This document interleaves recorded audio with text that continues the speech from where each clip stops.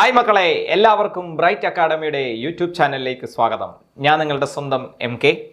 അപ്പോൾ നിങ്ങളെല്ലാവരും Christmas exam എഴുതിക്കൊണ്ടിരിക്കുകയാണ്. ഇനി നമ്മുടെ മുന്നിലുള്ളത് ഫിസിക്സ് എന്ന് പറയുന്ന വളരെ പ്രധാനപ്പെട്ട, വളരെ ബുദ്ധിമുട്ടുള്ള, എല്ലാ കുട്ടികളും പാടാണെന്ന് പറയുന്ന ഒരു വിഷയത്തിൻ്റെ എക്സാമാണ്. അപ്പോൾ ആ എക്സാമിന് ചോദിക്കുന്ന ഏറ്റവും പ്രധാനപ്പെട്ട ക്വസ്റ്റ്യൻസ്, ക്രിസ്മസ് എക്സാമിന് നമുക്ക് ഒന്നാമത്തെ ചാപ്റ്റർ മുതൽ ഇങ്ങോട്ട് ഏകദേശം ചില സ്കൂളുകളിൽ തെർമൽ പ്രോപ്പർട്ടീസ് ഓഫ് മാറ്റർ വരെയുണ്ട്, ചില സ്കൂളുകളിൽ തെർമോഡൈനാമിക്സ് വരെയുണ്ട്. അപ്പോൾ എന്തായാലും അങ്ങോട്ടുള്ള ഈ ചാപ്റ്ററുകളിൽ നിന്നും, എല്ലാ ചാപ്റ്ററുകളിൽ നിന്നും ചോദിക്കുന്ന പ്രധാനപ്പെട്ട ക്വസ്റ്റ്യൻസ് മാത്രമാണ് നമ്മൾ ഇന്ന് ഡിസ്കസ് ചെയ്യാൻ പോകുന്നത്. മക്കളെ, അവസാന നിമിഷമാണ്. നമുക്ക് ഏറ്റവും പ്രധാനപ്പെട്ട ക്വസ്റ്റ്യൻസ് നിങ്ങൾ സാർ പറയുന്നത് പഠിച്ചുകൊണ്ട് പോകണം, മനസ്സിലാക്കി അത് ക്ലിയർ ആക്കി പോകണം. അതിൽ നിന്നായിരിക്കും ക്വസ്റ്റ്യൻസ് ഉറപ്പായിട്ടും വരിക. എല്ലാ കാര്യങ്ങളും നമ്മളിവിടെ എക്സ്പ്ലെയിൻ ചെയ്യുന്നില്ല, അത് ആദ്യമേ മനസ്സിലാക്കുക. അത് നിങ്ങൾ ഇപ്പോൾ ഈ അവസാന നിമിഷത്തിൽ നമ്മൾ പറയാൻ പോകുന്നത് ഓരോ ചാപ്റ്ററിൽ നിന്നും ചോദിക്കുന്ന പ്രധാനപ്പെട്ട ടോപ്പിക്സ്, നിങ്ങൾ ഒരു കാരണവശാലും സ്കിപ്പ് ചെയ്യാൻ പാടില്ലാത്ത ടോപ്പിക്സ് ആണ് നമ്മൾ പഠിപ്പിക്കാൻ പോകുന്നത്. ഓക്കെ അല്ലേ? അപ്പോൾ നമുക്ക് ക്ലാസ്സിലേക്ക് പോകാം. ഇതാ തുടങ്ങുകയാണ് MK സാറിൻ്റെ +1 ഫിസിക്സ് ക്ലാസ്. നമ്മൾ ആദ്യത്തെ ചാപ്റ്റർ നിങ്ങൾക്ക് എല്ലാവർക്കും അറിയാടാ മക്കളെ, യൂണിറ്റ്സ് ആൻഡ് മെഷർമെൻറ്റ്സ് എന്ന് പറയുന്ന ചാപ്റ്ററാണ്. ശരിയല്ലേടാ? Units and measurements. ഓക്കെ എടാ, ഇവിടെയൊക്കെ എന്തൊക്കെയാണ് പഠിക്കുന്നത്? ഇവിടെ നമ്മൾ 10ാം ക്ലാസ്സിൽ നിന്ന് വന്ന് 10ാം ക്ലാസ്സിൽ ഫുൾ A+, അത് A+, A+ ഒക്കെ വാങ്ങിച്ചതിന് ശേഷം നമ്മൾ വന്ന് തുടങ്ങുന്ന ചാപ്റ്റർ യൂണിറ്റ്സ് ആൻഡ് മെഷർമെൻറ്റ്സ് ആണ്. ആയതിനാൽ പഠിക്കണമെന്ന ആവേശത്തോടു കൂടി ആദ്യത്തെ അഭിമുഖീകരിക്കേണ്ടി വരുന്ന ചാപ്റ്റർ യൂണിറ്റ്സ് ആൻഡ് മെഷർമെൻറ്റ്സ് ആയതുകൊണ്ട് പല കുട്ടികൾക്കും ഇത് സിമ്പിളായിട്ട് മാറാറുണ്ട് അല്ലേ. എന്നാൽ ഈ ചാപ്റ്ററിനെ അത്ര നിസാരവൽക്കരിച്ച് ഇമ്പോർട്ടൻ്റ് അല്ല, സിമ്പിൾ ആയതുകൊണ്ട് ഇമ്പോർട്ടൻ്റ് അല്ല എന്ന് വിചാരിച്ച് കളയരുത്. ഈ ചാപ്റ്ററിൽ നിന്ന് ധാരാളം ക്വസ്റ്റ്യൻസ് എന്ത് ചെയ്യും, പരീക്ഷയ്ക്ക് ചോദിക്കും. ഓക്കെ അല്ലേടാ? അപ്പോൾ അങ്ങനെയാണെങ്കിൽ നമ്മൾ ആദ്യം പഠിക്കേണ്ടത് ഈ ചാപ്റ്ററിൽ പ്രധാനപ്പെട്ട ടോപ്പിക്കാണ് ഞാൻ പറയുന്നത്, പ്രിൻസിപ്പിൾ ഓഫ് ഹോമോജനിറ്റി പഠിക്കണം. കേട്ടോടാ മക്കളെ, പ്രിൻസിപ്പിൾ ഓഫ് ഹോമോജനിറ്റി. ആ പ്രിൻസിപ്പിൾ എന്താണെന്ന് എഴുതാൻ ഒരു മാർക്കിന് പലപ്പോഴും പരീക്ഷയ്ക്ക് എന്ത് ചെയ്തിട്ടുണ്ട്, ചോദിച്ചിട്ടുണ്ട്. അതായത് ഒരു ഇക്വേഷന്റെ രണ്ട് സൈഡിലും കിടക്കുന്ന ഡയമെൻഷൻസ് ഈക്വൽ ആണ് അല്ലേ. ഒരു രണ്ട് സൈഡിലും കിടക്കുന്ന ഫിസിക്കൽ ക്വാണ്ടിറ്റിയുടെ ഡയമെൻഷൻ ഈക്വൽ ആണെന്ന് പറയുന്ന ആ പ്രിൻസിപ്പിളിനെ വിളിക്കുന്ന പേരാണ് മക്കളെ പ്രിൻസിപ്പിൾ ഓഫ് ഹോമോജനിറ്റി. അത് നിങ്ങൾ if A is equal to B plus C, dimension of A is equal to dimension of B is equal to dimension of C എന്ന് പറയുന്ന ആ പ്രിൻസിപ്പിളിനെ വിളിക്കുന്ന പേരാണ് പ്രിൻസിപ്പിൾ ഓഫ് ഹോമോജനിറ്റി. ഇങ്ങനെ എഴുതി വെച്ചാലും നിങ്ങൾക്ക് എന്ത് കിട്ടും, മാർക്ക് കിട്ടും. അപ്പോൾ ഒന്നാമത് അത് പഠിക്കുക. പിന്നെ എന്താണ് പഠിക്കേണ്ടത്? Applications of dimensional analysis. Very good. Applications of dimensional analysis. മക്കളെ അത് പഠിക്കണടാ. അതെന്തുവാടാ എന്തോ ഈ സാറി പറയുന്ന ആപ്ലിക്കേഷൻസ് എന്നൊക്കെ പക്ഷേ എന്തുവാ സാറേ? ഒന്നുമില്ല മക്കളെ, 2 ആപ്ലിക്കേഷൻ നിങ്ങളോട് എപ്പോഴും പരീക്ഷയ്ക്ക് ചാപ്റ്ററിൽ നിന്ന് ചോദിക്കാറുണ്ട്. വളരെ പ്രധാനപ്പെട്ട ടോപ്പിക്കാണ്, അത് മറന്നുപോയത് വളരെ പ്രധാനപ്പെട്ട ടോപ്പിക്കാണ്. ഒന്നെന്താണ്? To check the correctness of equation. ഒരു ഇക്വേഷൻ കറക്റ്റ് ആണോ എന്ന് എന്ത് ചെയ്യാൻ ചോദിക്കാറുണ്ട് മക്കളെ? ചെക്ക് ചെയ്യാൻ ചോദിക്കാറുണ്ട്. ഒരു ഇക്വേഷൻ തന്നിരിക്കും, ഒരു ഇക്വേഷൻ ഡയമെൻഷണലി കറക്റ്റ് ആണോ എന്ന് ചെക്ക് ചെയ്യാൻ. അപ്പോൾ ആ ഇക്വേഷനകത്ത് ഓരോ ടേമിൻ്റെയും ഡയമെൻഷൻസ് എടുത്ത് നോക്കണം. എല്ലാത്തിൻ്റെയും ഡയമെൻഷൻസ് ഈക്വൽ ആണെങ്കിൽ ആ ഇക്വേഷൻ എന്തായിരിക്കും, ഡയമെൻഷണലി കറക്റ്റ് ആയിരിക്കും. അതെല്ലാവർക്കും അറിയാലോ. പിന്നെ രണ്ടാമത്തെ എന്താണ് മക്കളെ? To derive an equation. ഒരു ഇക്വേഷൻ ഡയമെൻഷണലി എന്ത് ചെയ്തെടുക്കാൻ, ഡിറൈവ് ചെയ്തെടുക്കാൻ. ടു ഡിറൈവ് ആൻ ഇക്വേഷൻ, ഒരു ഇക്വേഷൻ ഡയമെൻഷണലി ഡിറൈവ് ചെയ്തെടുക്കാൻ. ഇപ്പോൾ ഈ കറക്റ്റ്നെസ് ചോദിക്കാൻ V is equal to U plus AT dimensionally correct ആണോ എന്ന് ചെക്ക് ചെയ്യാൻ ചോദിക്കും. അപ്പോൾ ഡയമെൻഷൻ ഓഫ് Vയും ഡയമെൻഷൻ ഓഫ് Uവും ഡയമെൻഷൻ ഓഫ് ATയും കറക്റ്റ് ആണ്, അതായത് ഈക്വൽ ആണെന്ന് തെളിയിച്ചാൽ മതി. ചിലപ്പോൾ S is equal to UT plus half AT² ആയിരിക്കും, ഡയമെൻഷണലി കറക്റ്റ് ആണോ എന്ന് ചെക്ക് ചെയ്യാൻ ചോദിക്കും. ഇതൊക്കെ മോഷൻ്റെ സ്ട്രേറ്റ് ലൈനകത്തെ ഇക്വേഷൻസ് ആണ്. V² is equal to U² plus 2AS ചോദിക്കാം. half MV² is equal to MGH, ഈ ഇക്വേഷൻ ഡയമെൻഷനലി കറക്റ്റ് ആണോ എന്ന് ചെക്ക് ചെയ്യാൻ ചോദിക്കാം. E is equal to MC², ഈ ഇക്വേഷൻ ഡയമെൻഷനലി കറക്റ്റ് ആണോ എന്ന് ചെക്ക് ചെയ്യാൻ ചോദിക്കാം. ഇതൊക്കെ ചോദിച്ചിട്ടുള്ള ക്വസ്റ്റ്യൻസ് ആണ് മക്കളെ. ഇതൊക്കെ നിങ്ങൾ നോക്കിക്കൊണ്ട് പോവുക. പിന്നെ ടു ഡിറൈവ് ആൻ ഇക്വേഷൻ, അതായത് സെൻട്രിപെറ്റൽ ഫോഴ്സ് കണ്ടുപിടിക്കുന്ന ഇക്വേഷൻ mv²/r എന്ന് പറയുന്ന ഇക്വേഷൻ ആണ്. ഈ ഇക്വേഷൻ ഡയമെൻഷണലി ഡിറൈവ് ചെയ്തെടുക്കാൻ പരീക്ഷയ്ക്ക് എന്ത് ചെയ്യാറുണ്ട്, ചോദിക്കാറുണ്ട്. അത് വൃത്തിയായിട്ട് പഠിച്ചുകൊണ്ട് പോകണം. അതുപോലെ തന്നെ time period of A simple pendulum T is equal to 2π × √L/g. അപ്പോൾ മക്കളെ ആ ഇക്വേഷൻ പലപ്പോഴും പരീക്ഷയ്ക്ക് സിമ്പിൾ പെൻഡുലത്തിന്റെ ടൈം പീരിയഡ് ഡയമെൻഷണൽ അനാലിസിസ് ഉപയോഗിച്ച് ഡിറൈവ് ചെയ്തെടുക്കാനായിട്ട് പരീക്ഷയ്ക്ക് എന്ത് ചെയ്യാറുണ്ട് മക്കളെ, ചോദിക്കാറുണ്ട്. സിമ്പിൾ പെൻഡുലത്തിന്റെ ടൈം പീരിയഡിന്റെ ഇക്വേഷൻ ഓസിലേഷൻ എന്ന് പറയുന്ന ചാപ്റ്ററിലും എന്ത് ചെയ്യാറുണ്ട്, ചോദിക്കാറുണ്ട്. നിങ്ങൾ അതൊന്നും പഠിച്ച് കാണത്തില്ല, കാരണം നമുക്കറിയാം സെക്കൻഡ് ലാസ്റ്റ് ചാപ്റ്റർ ആണ് ഓസിലേഷൻസ്, നിങ്ങൾ അത് എത്തുന്നതേ ഉള്ളൂ. അപ്പോൾ എന്തായാലും പരീക്ഷയ്ക്ക് ചോദിക്കുവാണെങ്കിൽ ഇപ്പോൾ ക്രിസ്മസ് എക്സാമിന് ചോദിക്കാൻ ചാൻസ് ഡയമെൻഷണൽ അനാലിസിസ് ഉപയോഗിച്ച് ഡിറൈവ് ചെയ്തെടുക്കാനായിരിക്കും. അപ്പോൾ ഇതാണ് നിങ്ങൾ ഇവിടെ നിന്നും പഠിക്കേണ്ട പ്രധാനപ്പെട്ട ടോപ്പിക്. അടുത്ത ടോപ്പിക് ഏതാ മക്കളെ? അടുത്തതെന്ന് പറയുന്നത് സിഗ്നിഫിക്കൻറ്റ് ഫിഗർ പഠിച്ചുകൊണ്ട് പോകടാ. സിഗ്നിഫിക്കൻറ്റ് ഫിഗേഴ്സ് ഓൾറെഡി നമ്മുടെ ദീപു സാറ് എന്ത് ചെയ്തിട്ടുണ്ട്? നമ്മുടെ +1 കെമിസ്ട്രിയിൽ ഇത് പഠിക്കാനുണ്ട് അല്ലേ? കെമിസ്ട്രിയിലും ഫിസിക്സിലും ഒരുപോലെ പഠിക്കാനുള്ള സാധനമാണ് സിഗ്നിഫിക്കൻറ്റ് ഫിഗേഴ്സ്. സാർ പഠിപ്പിച്ച് കാണും. അപ്പോൾ ഇതെന്താണെന്ന് പഠിച്ചുകൊണ്ട് പോവുക. എന്താണ് സിഗ്നിഫിക്കൻറ്റ് ഫിഗർ? അതുപോലെ തന്നെ തന്നിരിക്കുന്ന ഡിജിറ്റിൽ എത്ര സിഗ്നിഫിക്കൻറ്റ് ഫിഗർ ഉണ്ട് അല്ലേ? ഇപ്പോൾ 1 2 3 4 എത്ര സിഗ്നിഫിക്കൻറ്റ്? 4 സിഗ്നിഫിക്കൻറ്റ് ഉണ്ട് അല്ലേ? സീറോസ് ഇടയ്ക്ക് വന്നാൽ, നമ്പറിൻ്റെ ഇടയ്ക്ക് വന്നാൽ അവിടെ സിഗ്നിഫിക്കൻറ്റ് ഫിഗർ, ആ സീറോ എന്തായിട്ട് കൂട്ടണം? സിഗ്നിഫിക്കൻ്റ് ആയിട്ട് കൂട്ടണം. അപ്പോൾ അങ്ങനെ അതിൻ്റെ റൂൾസ് ആൻഡ് റെഗുലേഷൻസ് നിങ്ങൾക്ക് അറിയാലോ. അത് എക്സാമ്പിൾ വൈസ് നിങ്ങൾ എന്ത് ചെയ്തുകൊണ്ട് പോകണം? പഠിച്ചുകൊണ്ട് പോകണം. പിന്നെ അടുത്ത എന്താ മക്കളെ? അത് കഴിഞ്ഞാൽ നിങ്ങൾ ആദ്യത്തെ ഈ ചാപ്റ്ററിൻ്റെ ആദ്യത്തെ സെക്ഷനിൽ നിന്ന് ചോദിക്കുന്ന കുറേ കുഞ്ഞു കുഞ്ഞു ക്വസ്റ്റ്യൻസ് എല്ലാം കൂടെ ഉൾപ്പെടുത്തി ആ ഒരു സെക്ഷനിൽ പഠിക്കണം. എന്താണ് ഫണ്ടമെൻ്റൽ ക്വാണ്ടിറ്റീസ്? ഫണ്ടമെൻ്റൽ ക്വാണ്ടിറ്റീസ് എന്താണ്? ഡിറൈവ്ഡ് ക്വാണ്ടിറ്റീസ് എന്താണ്? അതുപോലെ തന്നെ എന്താണ് സപ്ലിമെൻ്ററി ക്വാണ്ടിറ്റീസ്? സപ്ലിമെൻ്ററി ക്വാണ്ടിറ്റീസ് പഠിച്ചോണേ മക്കളെ. അതുപോലെ തന്നെ എന്താണ് CGS, FPS, MKS സിസ്റ്റം? അതുപോലെ തന്നെ എന്താണ് SI യൂണിറ്റ്സ്? കേട്ടോ. അതേപോലെ തന്നെ നമ്മൾ പഠിക്കേണ്ട കാര്യങ്ങളാണ് എന്താണ് ഏതൊരു ക്വാണ്ടിറ്റിയുടെയും ഡയമെൻഷണൽ ഫോർമുല എഴുതുന്ന രീതി പഠിച്ചോണം കേട്ടോ. എന്ത് തന്നാലും മാസ്, ലെങ്ത്, ടൈം ഇതിൻ്റെയൊക്കെ നമുക്കറിയാം. കൂടാതെ distance, displacement, velocity, acceleration, force, momentum, energy, work, impulse അല്ലേ, ഇങ്ങനെയുള്ള ഗ്രാവിറ്റേഷണൽ കോൺസ്റ്റൻറ്റ് ഇതിൻ്റെ എല്ലാം ഡയമെൻഷൻ എഴുതാൻ, ഡയമെൻഷണൽ ഫോർമുല എഴുതാൻ പരീക്ഷയ്ക്ക് ചോദിക്കും. അത് പഠിച്ചോണം. അപ്പോൾ ഫണ്ടമെൻ്റൽ ക്വാണ്ടിറ്റി എന്താ? ഡിറൈവ്ഡ് ക്വാണ്ടിറ്റി എന്താ? ഡിറൈവ് ചെയ്തെടുക്കുന്ന ക്വാണ്ടിറ്റിയാണ് ഫണ്ടമെൻ്റൽ ക്വാണ്ടിറ്റി. 7 എണ്ണം ഉണ്ട് അല്ലേ? ഫണ്ടമെൻ്റൽ ക്വാണ്ടിറ്റി 7 എണ്ണം ഉണ്ട്. അപ്പോൾ അവിടെ നിന്ന് വേണമെങ്കിൽ 1 മാർക്കിന് ക്വസ്റ്റ്യൻ വരാം. അതുപോലെ തന്നെ സപ്ലിമെൻ്ററി ക്വാണ്ടിറ്റി 2 എണ്ണം ഉണ്ട്. പ്ലെയിൻ ആംഗിളും സോളിഡ് ആംഗിളും അവിടെ നിന്ന് ക്വസ്റ്റ്യൻ വരാം. CGS, FPS, MKS. CGS എന്ന് വെച്ചാൽ C centimetre, G gram, S second അല്ലേ? FPS സിസ്റ്റം എന്ന് വെച്ചാൽ foot, pound, second. MK system എന്ന് വെച്ചാൽ മീറ്റർ, കിലോഗ്രാം, സെക്കൻഡ് അല്ലേ? SI യൂണിറ്റ് എന്ന് വെച്ചാൽ 7 SI യൂണിറ്റുകളുണ്ട്. 7 ഫണ്ടമെൻ്റൽ ക്വാണ്ടിറ്റീസിന് 7 SI യൂണിറ്റ് ഉണ്ട്. സപ്ലിമെൻ്ററി ക്വാണ്ടിറ്റി അതൊക്കെ മക്കളെ പ്ലെയിൻ ആംഗിളും സോളിഡ് ആംഗിളും, പ്ലെയിൻ ആംഗിളുടെ യൂണിറ്റ് റേഡിയൻ, സോളിഡ് ആംഗിളുടെ യൂണിറ്റ് സ്റ്റെറേഡിയൻ, അതൊക്കെ ഓർത്ത് വെച്ചിരിക്കണം കേട്ടോ. അപ്പോൾ ഡയമെൻഷണൽ ഫോർമുല ഏതിൻ്റെയും എഴുതാനായിട്ട് അറിഞ്ഞു വെച്ചിരിക്കണം. പിന്നെ ഇത് കൂടാതെ നമുക്ക് ആ ചാപ്റ്ററിൽ വേറെ എന്താണ്? ഇത്രയും ആകുമ്പോൾ തന്നെ ചാപ്റ്ററിൻ്റെ എല്ലാ കാര്യങ്ങളും ഡിസ്കസ് ചെയ്യപ്പെട്ടു. അപ്പോൾ ഇത് നിങ്ങൾ വൃത്തിയായിട്ട് മനസ്സിലാക്കി എന്ത് ചെയ്തുകൊണ്ട് പോകണം? അവിടെ പഠിച്ചുകൊണ്ട് പോകണം. ഡയമെൻഷൻ ഇല്ലാത്ത ക്വാണ്ടിറ്റി ഏതാന്നൊക്കെ ചോദിക്കാം. ഡയമെൻഷനും യൂണിറ്റും ഇല്ലാത്ത ക്വാണ്ടിറ്റിയാണ് സ്ട്രെയിൻ. പഠിച്ചോണം കേട്ടോ. Strain, relative density, refractive index, ഇതൊക്കെ ഡയമെൻഷനും യൂണിറ്റും ഇല്ലാത്ത ക്വാണ്ടിറ്റിയാണ്. എന്നാൽ ഡയമെൻഷൻ ഇല്ല, യൂണിറ്റ് ഉണ്ട്. അങ്ങനെ ഏത് ക്വാണ്ടിറ്റി ഉണ്ട്? യൂണിറ്റ് ഉള്ള ക്വാണ്ടിറ്റി പ്ലെയിൻ ആംഗിൾ. ഡയമെൻഷൻ ഉണ്ടോ? ഇല്ല. പ്ലെയിൻ ആംഗിളിന് യൂണിറ്റ് ഉണ്ട്, റേഡിയൻ ഉണ്ട്. സോളിഡ് ആംഗിൾ ഡയമെൻഷൻ ഉണ്ടോ? ഇല്ല. പക്ഷേ സോളിഡ് ആംഗിളിന് യൂണിറ്റ് ഉണ്ട്, സ്റ്റെറേഡിയൻ ഉണ്ട്. അപ്പോൾ ഇത്രയാണ് മക്കളെ യൂണിറ്റ്സ് ആൻഡ് മെഷർമെന്റ്സ് എന്ന് പറയുന്ന ആദ്യത്തെ ചാപ്റ്റർ നമുക്ക് പഠിക്കാനുള്ളത്. പഠിച്ചുകൊണ്ട് പോകണേടാ മക്കളെ. ഇതൊന്നും വിട്ട് കളയടാ. സാറ് പറയുന്ന ഇത്രയും സാധനങ്ങൾ ഉറപ്പായിട്ടും എന്ത് ചെയ്തുകൊണ്ട് പോകണം? പഠിച്ചുകൊണ്ട് പോകണം മക്കളെ. അതേപോലെ motion in a straight line. മക്കളെ വളരെ പ്രധാനപ്പെട്ട, വളരെ ഇമ്പോർട്ടൻ്റ് ആയിട്ടുള്ള ഒരു ചാപ്റ്ററാണ് motion in a straight line. ഞാൻ ആദ്യം ഈ ചാപ്റ്ററിൽ നിന്ന് പഠിക്കാൻ കുട്ടികളോട് പറയുക, നിങ്ങളുടെ ഇപ്പോഴത്തെ സിലബസ് അനുസരിച്ച് ഗ്രാഫിക്കലി പ്രൂവ് ചെയ്യാനുള്ള സാധനം. ഗ്രാഫിക്കലി പ്രൂവ് ഏതൊക്കെ ഇക്വേഷൻസ് ആ മക്കളെ? V = U + AT, S = UT + half AT square, V square = U square + 2AS, V square = U square + 2AS. ഈ 3 ഇക്വേഷൻസ് ഓഫ് മോഷൻ നിങ്ങൾ ഗ്രാഫിക്കലി പ്രൂവ് ചെയ്യാൻ പഠിക്കണം. അപ്പോൾ ഒറ്റ ഗ്രാഫ് പഠിച്ചാൽ മതി. ഒറ്റ ഗ്രാഫ് വരച്ച് ആ ഗ്രാഫിൽ നിന്ന് തന്നെ നിങ്ങൾക്ക് എല്ലാം എന്ത് ചെയ്യാൻ പറ്റും? പ്രൂവ് ചെയ്യാൻ പറ്റും അല്ലേ? ഇതാണ് യൂണിഫോംലി ആക്സലറേറ്റഡ് മോഷൻ്റെ ഗ്രാഫ്. യൂണിഫോംലി ആക്സലറേഷൻ മോഷൻ്റെ വെലോസിറ്റി ഗ്രാഫാണ് ഈ വരച്ചു വെച്ചിരിക്കുന്നത്. ഈ ഗ്രാഫിൽ നിന്നാണ് നമുക്ക് ഈ മൂന്ന് സാധനങ്ങളും എന്ത് ചെയ്ത് പഠിക്കേണ്ടത്? പ്രൂവ് ചെയ്ത് പഠിക്കേണ്ടത് കേട്ടോ. അത് വൃത്തിയായിട്ട് പഠിച്ചുകൊള്ളണം. അതാണ് ഈ ചാപ്റ്ററിലെ ഒന്നാമതായി നിങ്ങൾ ഇമ്പോർട്ടൻസ് കൊടുത്ത് പഠിക്കേണ്ടത്. അതിൽ S = UT + half AT square എപ്പോഴും പരീക്ഷയ്ക്ക് ചോദിക്കാറുണ്ട്. പിന്നെ തീർന്നില്ല മക്കളെ. ഈ 3 ഇക്വേഷൻസ് പഠിക്കുന്നതിനോടൊപ്പം ഇതിന്റെ പ്രോബ്ലംസും കൂടെ ചെയ്ത് പഠിക്കണേടാ.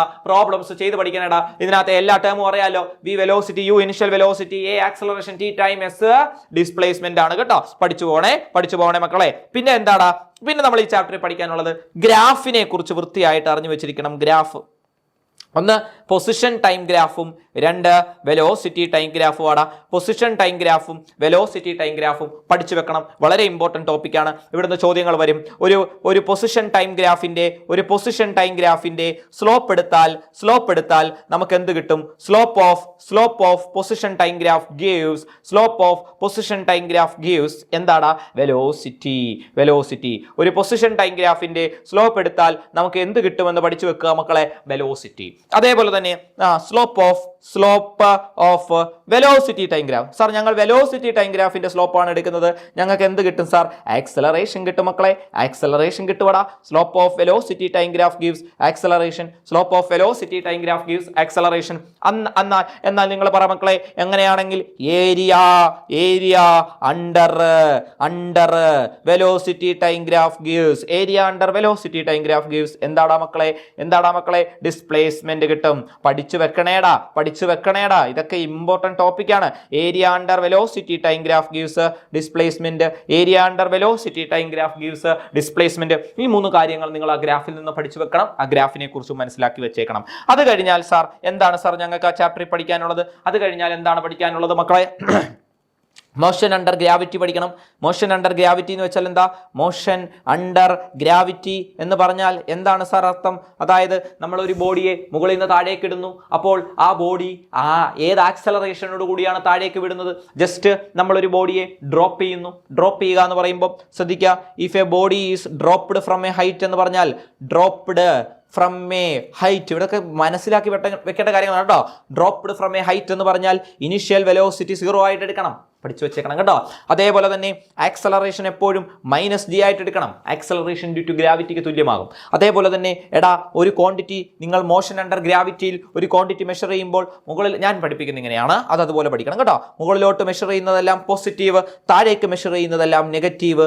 ആക്സലറേഷൻ ഡ്യൂ ടു ഗ്രാവിറ്റി എപ്പോഴും എന്തായിട്ട് തന്നെ എടുക്കുക? നെഗറ്റീവായിട്ട് തന്നെ എടുക്കുക. ഞാൻ ഈ പറയുന്ന രീതിയിലാണ് പഠിക്കുന്നതെങ്കിൽ ഇങ്ങനെ തന്നെ പഠിക്കുക. അങ്ങനെയാണെങ്കിൽ നിങ്ങൾ വാല്യൂസ് സബ്സ്റ്റിറ്റ്യൂട്ട് ചെയ്യാൻ നിങ്ങൾക്ക് എളുപ്പമായിരിക്കും. നിങ്ങൾക്ക് സിമ്പിൾ ആയിട്ട് എന്ത് ചെയ്ത് വെക്കാം മക്കളെ? പഠിച്ചു വെക്കടാ. അപ്പോൾ ഞാൻ എന്താ പറഞ്ഞേ? ഒരു ബോഡിയെ മുകളിലേക്ക് എറിഞ്ഞോ അല്ലെങ്കിൽ താഴേക്ക് ഇട്ടോ, എങ്ങനെയാണെങ്കിലും നമ്മൾ ഒരു ബോഡിയെ ഡ്രോപ്പ് ചെയ്തെന്ന് പറഞ്ഞാൽ ഇനിഷ്യലി വെലോസിറ്റി 0 ആണ്. ഒരു ബോഡിയെ നമ്മൾ മുകളിലേക്ക് എടുത്ത് എറിഞ്ഞു എന്ന് പറഞ്ഞാൽ if a body is thrown vertically up, മുകളിലേക്ക് എടുത്തെറിഞ്ഞു at highest point, highest point, അതിന്റെ വെലോസിറ്റി എത്ര? മൊട്ടയായിരിക്കും മക്കളെ. ഏറ്റവും മുകളിൽ ചെല്ലുമ്പോൾ അതിന്റെ വെലോസിറ്റി എത്രയാണെന്ന് പഠിച്ചു വെച്ചേക്കണം. അവിടെ ഏറ്റവും മുകളിൽ ചെല്ലുമ്പോൾ അതിന്റെ വെലോസിറ്റി എത്രയാണെന്ന് പഠിച്ചു വെച്ചേക്കണം. 0 ആണ്. ഒരു ബോഡി മുകളിൽ നിന്ന് ഡ്രോപ്പ് ചെയ്യുവാണെങ്കിൽ ഇനിഷ്യലി വെലോസിറ്റി എത്രയാണ്? 0 ആണ്. മുകളിലേക്കും താഴേക്കുമുള്ള മോഷനിൽ ആക്സലറേഷൻ എപ്പോഴും എന്തായിട്ട് എടുക്കണം? -g ആയിട്ട് എടുക്കണം. അതുപോലെ തന്നെ മുകളിലേക്ക് മെഷർ ചെയ്യുന്ന ക്വാണ്ടിറ്റീസിനെ നിങ്ങൾ പോസിറ്റീവായിട്ട്, താഴേക്ക് മെഷർ ചെയ്യുന്ന ക്വാണ്ടിറ്റീസിനെ നിങ്ങൾ എന്തായിട്ട് എടുക്കണം? നെഗറ്റീവായിട്ട് എടുക്കണം. അതായത് താഴെ വന്ന് വീഴുന്ന ഒരു ബോഡിയെ മുകളിൽ നിന്ന് ഡ്രോപ്പ് ചെയ്താൽ അത് താഴെ വന്ന് വീഴുന്ന ഫ്രീ ഫോൾ ബോഡിയുടെ വെലോസിറ്റി എന്ന് പറയുന്നത് √2gh ആയിരിക്കും. ഓർത്ത് വെച്ചിരിക്കുക കേട്ടോ. താഴേക്ക് വെറുതെ ഇടുന്ന ബോഡിയെ ഫ്രീ ഫോൾ ബോഡി എന്നാണ് വിളിക്കുന്നത്. ആ ബോഡിയുടെ താഴേക്ക് വീഴുന്ന ആ ബോഡിയുടെ വെലോസിറ്റി, ഫൈനൽ വെലോസിറ്റി കണ്ടുപിടിക്കുന്ന ഇക്വേഷൻ ആണ് √2gh. ഇത്തരത്തിലുള്ള കാര്യങ്ങൾ നിങ്ങൾ പരീക്ഷയ്ക്ക് ചോദിക്കാം. അത് പഠിച്ചു വെച്ചിരിക്കണം മക്കളെ. അത് പഠിച്ചു വെച്ചിരിക്കണോടാ. അതേപോലെ തന്നെ അവിടെ നിന്ന് ചോദിക്കുന്ന വളരെ പ്രധാനപ്പെട്ട ക്വസ്റ്റ്യൻ ആണ്. ഈ ക്വസ്റ്റ്യൻ ഇത് വരാവുന്ന അല്ലെങ്കിൽ ഇത് വെച്ച് നിങ്ങൾക്ക് എഴുതാൻ പറ്റുന്ന ഒരു ക്വസ്റ്റ്യൻ ആണ്. ഒരു ബോഡിക്ക് വെലോസിറ്റി ഇല്ല, 0 ആണ്. വെലോസിറ്റി 0 ആണ്. എന്നാലും അവന് ആക്സലറേഷൻ ഉണ്ട്. അങ്ങനെ ഒരു കാര്യം പോസിബിൾ ആണോ? എന്താണ്? Can a body have acceleration without velocity ഇല്ലാതെ ആക്സലറേഷൻ പോസിബിൾ ആണോ എന്നൊരു ചോദ്യം വന്നാൽ നിങ്ങൾ അതിനെ എങ്ങനെയായിരിക്കും കൈകാര്യം ചെയ്യുക? നിങ്ങൾ പഠിച്ച കാര്യങ്ങളിലേക്ക് നോക്കുമ്പോൾ നിങ്ങൾക്കറിയാം, സാർ ആക്സലറേഷൻ എന്ന് പറഞ്ഞാൽ വെലോസിറ്റി ബൈ ടൈം ആണ്, change in velocity by time ആണ്. അപ്പോൾ വെലോസിറ്റി ഇല്ലെന്നല്ലേ പറയുന്നത്? വെലോസിറ്റി ഇല്ലെങ്കിൽ പിന്നെ എങ്ങനെയാണ് സാർ ആക്സലറേഷൻ വരുന്നത്? ആക്സലറേഷൻ ഉണ്ടടാ മക്കളെ. കാരണം എന്താ? ദാണ്ട ഈ കണ്ടീഷൻ നോക്കുക. ഒരു ബോഡി എടുത്ത് മുകളിലേക്ക് എറിഞ്ഞു, അങ്ങ് ഹയസ്റ്റ് പോയിന്റിൽ എത്തിയപ്പോൾ വെലോസിറ്റി എത്രയാടാ? വെലോസിറ്റി 0. പക്ഷേ അപ്പോഴും അവിടെ ആക്സലറേഷൻ ഉണ്ട്. ആക്സലറേഷൻ ഡ്യൂ ടു ഗ്രാവിറ്റി ഉണ്ട് മക്കളെ. പഠിച്ചോളണേ. അത് ഇമ്പോർട്ടന്റ് ആയിട്ടുള്ള ടോപ്പിക്കാണ്. അപ്പോൾ ഞാൻ പറഞ്ഞ ക്വസ്റ്റ്യൻസ് ഒക്കെ നോട്ട് ചെയ്ത് വെച്ചോണം. പിന്നെ എന്താണ് പഠിക്കുന്നത്? എന്താണ് ഡിസ്റ്റൻസ്? ഇതൊക്കെ ചുമ്മാ വായിച്ചു വിട്ടാൽ മതി. ഡിസ്റ്റൻസ്, ഡിസ്പ്ലേസ്മെന്റ്, ഇവർ തമ്മിലുള്ള വ്യത്യാസം. അതുപോലെ തന്നെ സ്പീഡ്, വെലോസിറ്റി, ഇവർ തമ്മിലുള്ള വ്യത്യാസം. അതുപോലെ തന്നെ ആക്സലറേഷൻ, റിട്ടാർഡേഷൻ, ഇവർ തമ്മിലുള്ള വ്യത്യാസം. ഇതൊക്കെ പഠിച്ചു വെച്ചേക്കണം. അറിയാലോ, ഡിസ്റ്റൻസ് എന്ന് പറഞ്ഞാൽ it is the length of the actual path travelled. Displacement എന്ന് വെച്ചാൽ എന്താ മക്കളെ? It is the straight line distance between initial and final position ആണോടാ. അതേപോലെ തന്നെ സ്പീഡ് എന്ന് പറഞ്ഞാൽ it is the distance by time, velocity എന്ന് പറഞ്ഞാൽ ഡിസ്പ്ലേസ്മെന്റ് ബൈ ടൈം, ആക്സലറേഷൻ എന്ന് പറഞ്ഞാൽ change in velocity by time, അതായത് വെലോസിറ്റി കൂടുമ്പോഴാണ് ആക്സലറേഷൻ എന്ന് വിളിക്കുന്നത്. റിട്ടാർഡേഷൻ എന്ന് വെച്ചാൽ വെലോസിറ്റി കുറയുമ്പോൾ നെഗറ്റീവ് ആക്സലറേഷനെയാണ് നമ്മൾ റിട്ടാർഡേഷൻ എന്ന് വിളിക്കുന്നത്. അത് ഓർത്ത് വെച്ചിരിക്കുക മക്കളെ. അതേപോലെ തന്നെ അവിടെ പഠിക്കേണ്ട മറ്റൊരു സാധനമുണ്ടടാ, സ്റ്റോപ്പിംഗ് ഡിസ്റ്റൻസ്. കേട്ടോ, സ്റ്റോപ്പിംഗ് ഡിസ്റ്റൻസ് പഠിക്കണേടാ, സ്റ്റോപ്പിംഗ് ഡിസ്റ്റൻസ് പഠിക്കണേടാ, സ്റ്റോപ്പിംഗ് ഡിസ്റ്റൻസ് പഠിക്കണേടാ.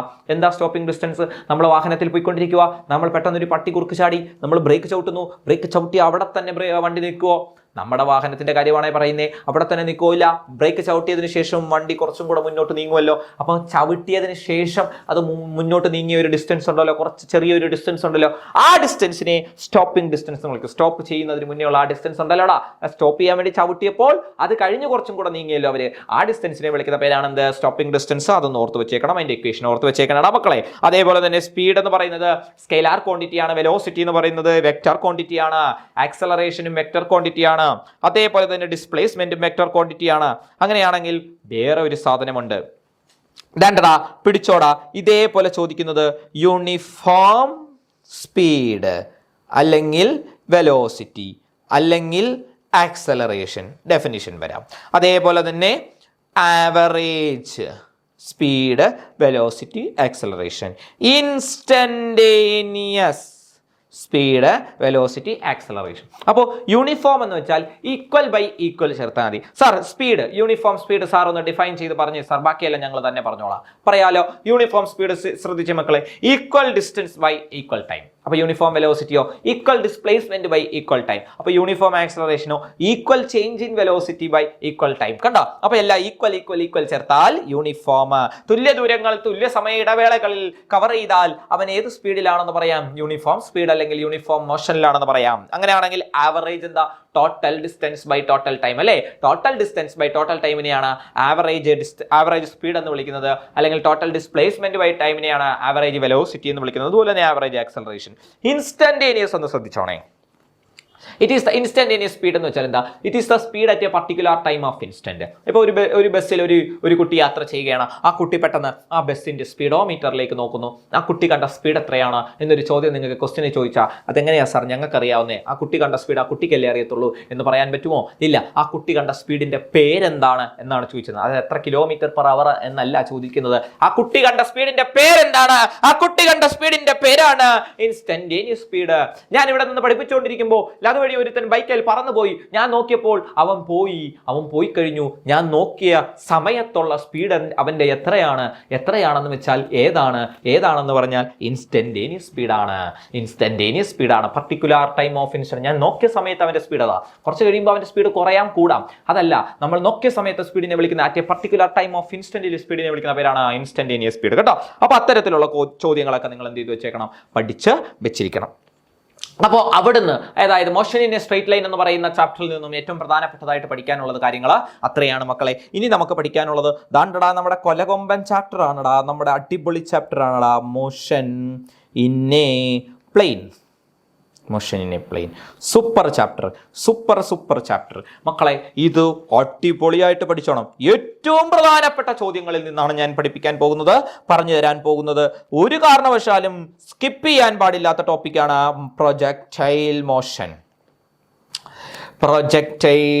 മോഷൻ. കേട്ടോടാ, വളരെ വളരെ പ്രധാനപ്പെട്ടതാണ്. ഒരു ബോഡി ഒരു ഇനിഷ്യൽ വെലോസിറ്റിയിൽ എറിയുകയും അവൻ പിന്നീട് സഞ്ചരിക്കുന്നത് ഗ്രാവിറ്റിയുടെ ഇൻഫ്ലുവൻസ് കാരണം മാത്രമാണെങ്കിൽ ആ ബോഡിയുടെ മോഷനെ നമുക്ക് വിളിക്കാം പ്രൊജക്ടൈൽ മോഷൻ. ആ ബോഡിയെ നമുക്ക് വിളിക്കാം പ്രൊജക്ടൈൽ അല്ലേ? നീരജ് ചോപ്ര ഇല്ല സാധനം എറിയുമല്ലോ. ഏത് സാധനം? ജാവലിൻ എറിയുമല്ലോ. ആ ജാവലിൻ എന്താണ്? പ്രൊജക്ടൈലാണ്. ആ ജാവലിൻ എറിയുന്നത് ഏത് മോഷൻ എക്സാമ്പിൾ ആണ്? പ്രൊജക്ടൈൽ മോഷൻ എക്സാമ്പിൾ ആണ്. മനസ്സിലായോടാ?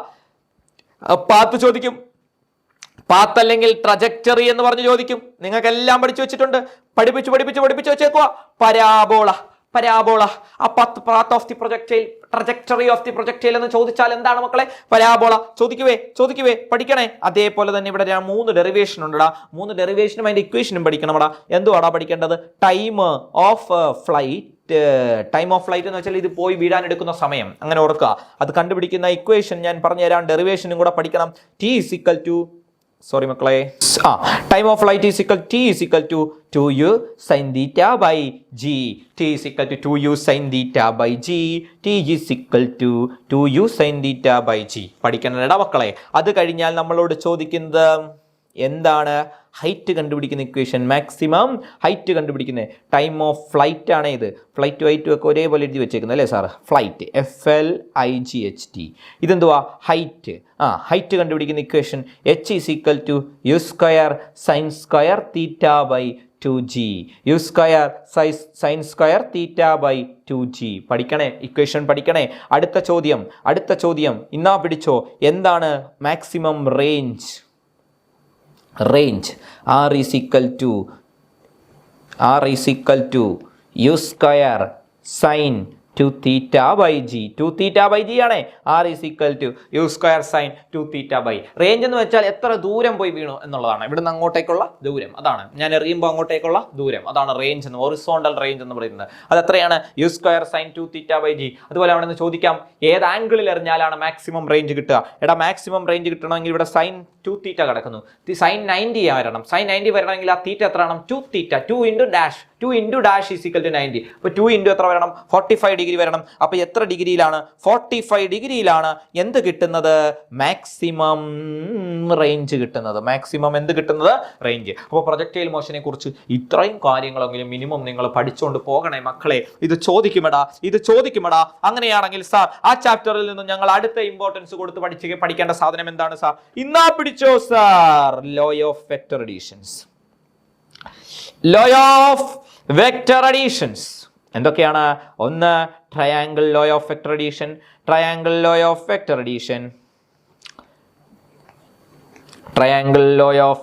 അഡീഷൻ. രണ്ട് parallelogram law of vector addition.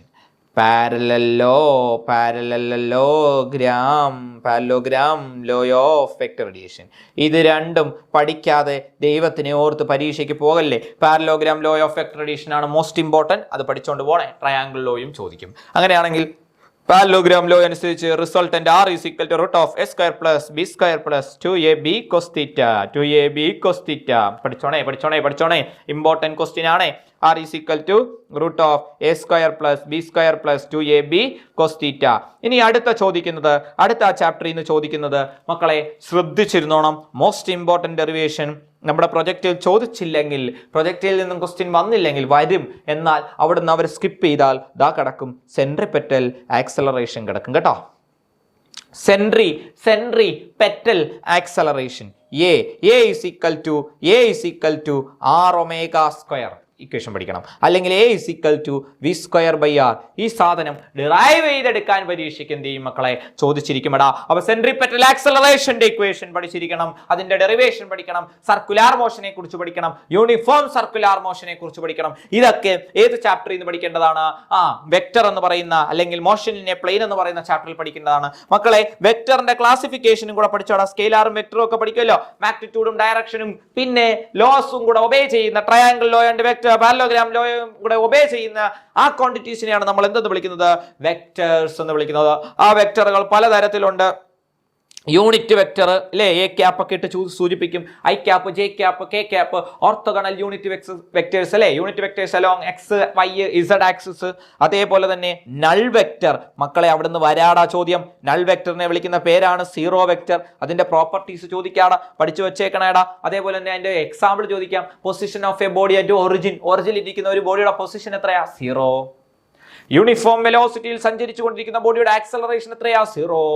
കണ്ടോ, അതൊക്കെ നൾ വെക്ടറിന് എക്സാമ്പിൾ ആണ്. അതേപോലെ തന്നെ വേറെ എന്ത് ചോദിക്കാം? ഈക്വൽ വെക്ടേഴ്സ് ചോദിക്കാം, കോപ്ലാനാർ വെക്ടേഴ്സ് ചോദിക്കാം, അൺഈക്വൽ വെക്ടേഴ്സ് ചോദിക്കാം. അങ്ങനെ ധാരാളം ടൈപ്പ് ഓഫ് വെക്ടേഴ്സ് ഉണ്ട്. ആ വെക്ടേഴ്സിന്റെ ക്ലാസിഫിക്കേഷനും മോഷൻ ഇൻ എ പ്ലെയിൻ എന്ന് പറയുന്ന ചാപ്റ്ററിൽ നിന്ന് പഠിച്ചുകൊണ്ട് പോവുക. അപ്പോൾ ഇത്രയാണ് സാർ പ്രധാനപ്പെട്ടതായിട്ട് പറയുന്നത്. ഇത്രയും നിങ്ങൾ അവസാന നിമിഷമേ നോക്കിക്കൊണ്ട് പോകണേ. ഇതിൽ എന്തെങ്കിലും സാറ് പറഞ്ഞത് നിങ്ങൾ നോക്കാതിരിക്കുവാണെങ്കിൽ അത് എന്ത് ചെയ്തുകൊണ്ട് പോകണം? നോക്കിക്കൊണ്ട് പോകണം കേട്ടോ. അങ്ങനെയാണെങ്കിൽ പിടിച്ചോ, നല്ല super chapter laws of motion. മക്കളെ, ഇതിൽ നിന്ന് ഞാൻ ഏറ്റവും പ്രധാനപ്പെട്ട ടോപ്പിക്സ് പറയാൻ പോവാം. വലിയൊരു ചാപ്റ്റർ, നല്ല സൂപ്പർ ചാപ്റ്റർ. അതാ പിടിച്ചോ, അടിപൊളി ചാപ്റ്ററാണ്. എന്നാ പിടിച്ചോ. ആദ്യം നിങ്ങൾ പഠിക്കണം ബാങ്ക്ഡ് റോഡിന്റെ ഡെറിവേഷൻ പഠിക്കണേ. ബാങ്ക്ഡ് റോഡിന്റെ ഡെറിവേഷൻ പഠിക്കണേ. വെലോസിറ്റി, ബാങ്ക്ഡ് റോഡിൽ വെലോസിറ്റി, മാക്സിമം വെലോസിറ്റി എങ്ങനെയാ കണ്ടുപിടിക്കുന്നതെന്ന് ഡെറിവേഷൻ പഠിക്കണേ. V maximum is equal to root of R G into mu S plus tan theta by 1 minus mu S tan theta. കേട്ടോടാ, ഈ ഒരു ഇക്വേഷൻ നിങ്ങൾ പഠിച്ചോണ്ട് പോണേടാ മക്കളെ. എടാ പഠിച്ചോണ്ട് പോണേ. Root of R G into mu S plus tan theta by 1 minus mu S tan theta without considering friction. Without considering friction എന്നോ അല്ലെങ്കിൽ to avoid wear and tear എന്നോ ആണ് പറയുന്നതെങ്കിൽ, ക്വസ്റ്റ്യനകത്ത് അങ്ങനെ പ്രോബ്ലം ചോദിക്കും കേട്ടോ. അങ്ങനെയാണ് പറയുന്നതെങ്കിൽ നിങ്ങൾ ഈ ഇക്വേഷൻ അല്ല ഉപയോഗിക്കേണ്ടത്. V max is equal to root of R G tan theta. ഇത് പഠിച്ചോണ്ടേ പോകാവുള്ളൂ. ക്ലിയർ ആണല്ലോ മക്കളെ? ക്ലിയർ ആണല്ലോടാ. ഇതിന്റെ ഡെറിവേഷനും പഠിക്കണേടാ. അതേപോലെ തന്നെ ബാങ്ക്ഡ് റോഡ് പോലെ തന്നെ എന്താണ്, ലെവൽ റോഡിൽ മാക്സിമം വെലോസിറ്റി കണ്ടുപിടിക്കുന്ന ഇക്വേഷൻ ആണ് V max is equal to root of mu S R G. ഇതും പഠിച്ചുകൊണ്ട് പോണേ. Root of mu S R G. ഈ മ്യൂ എസ് എന്ന് സാർ പറയുന്നത് എന്തിനാ? കോഎഫിഷ്യന്റ് ഓഫ് സ്റ്റാറ്റിക് ഫ്രിക്ഷനെയാണ്. എന്തിനാ വിളിക്കുന്നത്? Coefficient of static friction. അതുപോലെ തന്നെ ഇവിടെ ആർ എന്തുവാ? Radius of the road. G എന്തുവാ? Acceleration due to gravity. Mu S എന്ന് പറഞ്ഞാൽ കോഎഫിഷ്യന്റ് ഓഫ് സ്റ്റാറ്റിക് ഫ്രിക്ഷൻ ആണ്. തീറ്റ എന്ന് പറഞ്ഞാൽ ആ റോഡ് എത്രത്തോളം ചരിഞ്ഞു നിൽക്കുന്നു, അതാണ് തീറ്റ. ഇവിടെ തീറ്റ ഇല്ല, കാരണം റോഡ് ചരിച്ചല്ല, ലെവൽ റോഡാണ്, നേരെയുള്ള റോഡാണ് കേട്ടോ. അപ്പൊ ബാങ്ക്ഡ് റോഡിന്റെ ലെവൽ റോഡിന്റെ ഡെറിവേഷൻ പഠിക്കണം. പിന്നെ നിങ്ങൾക്കറിയാം ന്യൂട്ടന്റെ first law, second law, third law. ഇത് മൂന്നും നിങ്ങൾ എന്തായാലും പഠിക്കണം. വളരെ ഇമ്പോർട്ടൻ്റ് ആയിട്ട് law of conservation of linear momentum. Law of conservation of linear momentum ഇല്ലേ? അത് പഠിക്കണം. If no external force acting on a system the total linear momentum of the system remains constant. അതിന്റെ പ്രൂഫ് പഠിക്കണേ മക്കളെ. Proof of law of conservation of momentum, law of conservation of linear മൊമെന്റത്തിന്റെ proof പരീക്ഷയ്ക്ക് ന്യൂട്ടന്റെ second ലോയിൽ നിന്നും എഴുതാൻ പലപ്പോഴും പരീക്ഷയ്ക്ക് ചോദിച്ചിട്ടുണ്ട്. പഠിച്ചു വെക്കണേ മക്കളെ, പഠിച്ചു വെക്കണേ. F is equal to M A. പ്രൂഫാണ്. F is equal to M A. പ്രൂഫാണ്. ചെയ്ത് പഠിച്ചോണം. അതെങ്ങനെയാണ് തെളിയിക്കുന്നതെന്ന് പഠിച്ചോണം. അതേപോലെ തന്നെ ഇനർഷ്യ അറിയാലോടാ. Inertia of rest, inertia of motion, inertia of direction. Rest, motion, direction, ഇതിന്റെയൊക്കെ എക്സാമ്പിൾ പഠിച്ചോണം. റെസ്റ്റിലിരിക്കുന്ന ബോഡിക്ക് റെസ്റ്റിൽ തന്നെ തുടരാനുള്ള ടെൻഡൻസി, മോഷനിലിരിക്കുന്ന ബോഡിക്ക് മോഷനിൽ തന്നെ തുടരാനുള്ള ടെൻഡൻസി. ഡയറക്ഷനിലാണോ പോയിക്കൊണ്ടിരിക്കുന്നത്, ഏത് ഡയറക്ഷനിലാണോ പോയിക്കൊണ്ടിരിക്കുന്നത് ആ ഡയറക്ഷനിൽ തന്നെ തുടരാനുള്ള ടെൻഡൻസി. ഇതെല്ലാം പഠിച്ചുകൊണ്ട് പോകണേടാ മക്കളെ. അങ്ങനെയാണെങ്കിൽ ചോദ്യം, ഇനർഷ്യയും മാസും തമ്മിൽ എങ്ങനെ ബന്ധപ്പെട്ടിരിക്കുന്നു?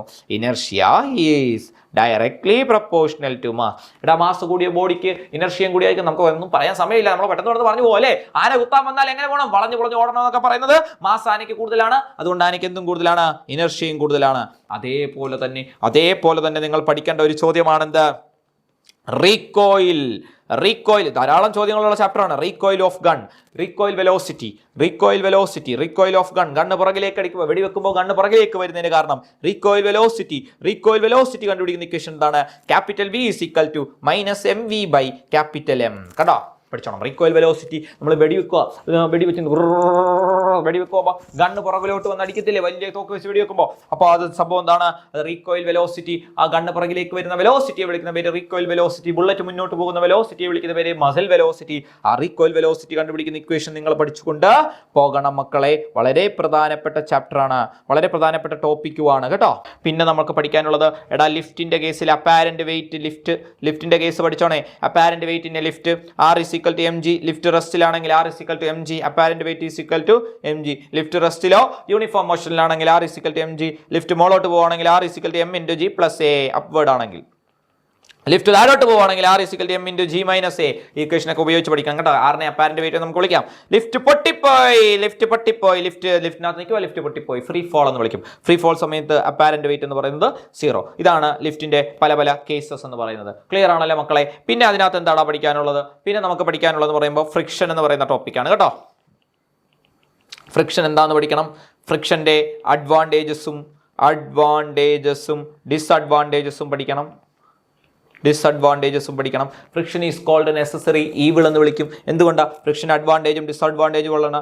ഫ്രിക്ഷനെ എങ്ങനെയൊക്കെ എന്ത് ചെയ്യാം, കുറയ്ക്കാം. How can you reduce friction എങ്ങനെയാണ്? Use lubricants, use ball bearings, polish the surface, ഇങ്ങനെയൊക്കെ പറഞ്ഞ് നമുക്ക് കൊച്ചു ക്ലാസ്സുകളിൽ പഠിക്കുന്ന കാര്യങ്ങളാണ്. ഇതൊക്കെ നമുക്ക് അറിയാവുന്ന കാര്യങ്ങളാണ് അല്ലേ. How can you reduce friction എന്ന് പറഞ്ഞ് ചോദിക്കാം.